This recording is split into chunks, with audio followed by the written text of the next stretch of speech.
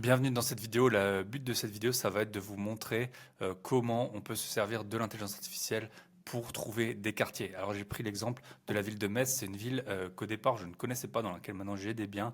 J'ai des biens au Sablon, vous allez voir. On va voir si c'est un bon choix ou non. C'est dans ce quartier que j'ai plusieurs biens.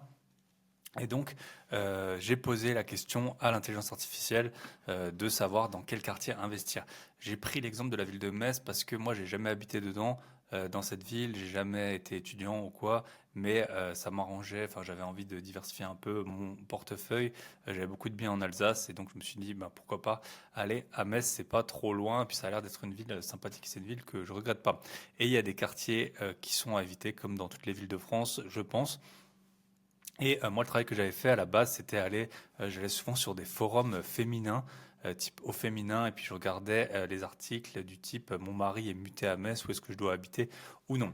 Donc, et en fait, ce que je trouvais intéressant, c'est que je lui ai dit, donc j'ai posé cette question à quatre IA différentes, donc deux ChatGPT, un modèle 4O qui est le modèle standard, modèle O3 qui est le modèle le plus puissant actuellement, à part le Deep Research, mais c'est le O3, on va dire, le plus puissant, et Perplexity Pro et Google Gemini 2.5 Pro.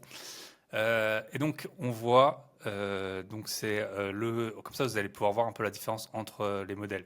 Donc là, je trouve que la réponse de 4O, elle est déjà pas mal. Bien sûr, quand on fait, là, j'ai fait vraiment une recherche où je lui ai dit de se baser sur Internet parce qu'il peut voir notamment les faits de délinquance, etc. Donc j'ai trouvé ça intéressant. Et donc, il me sort les quartiers recommandés pour investir. Plantière-Queuleux, c'est vrai que j'ai déjà été voir des biens, ça tient la route. Sablon, j'en ai plusieurs. Bellecroix, Technopole et Centre-Ville. Voilà, il a mis valeur sûre, mais Centre-Ville, c'est le plus cher. Et ça, c'est les quartiers qui sont à éviter, Borny, Voipy. Donc, je trouve qu'il a fait une bonne analyse. On va voir un peu les autres quartiers. Donc là, ça c'est donc ici vous aviez le modèle 4O, le modèle de base. Là c'est le modèle le plus puissant, le O3, et il adore faire des tableaux. Donc là on voit Borny-Bellecroix. Là il l'avait mis dans les quartiers où on peut investir. Lui il l'a plutôt sorti. Donc pour moi s'il y a une des deux IA qui le sort, j'y vais pas, ou alors je vais aller voir, mais je réfléchirai à deux fois. Que le devant les ponts, ça tient la route en partie. Sablon, c'est là où j'ai les biens. Voilà, Nouvelle-Ville, Île du Saulcy.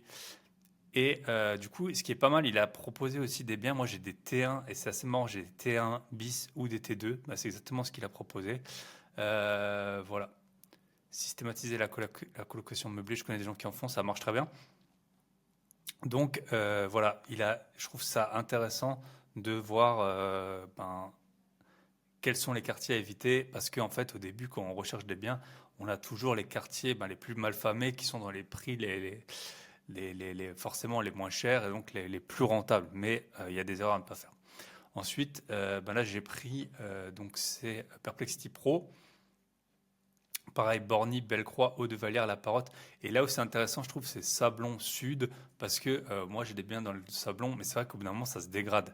Et là, il le dit carrément Sablon Sud, donc je trouve ça intéressant. Et certaines parties de Metz Nord sont régulièrement citées comme des quartiers à éviter en raison de la criminalité.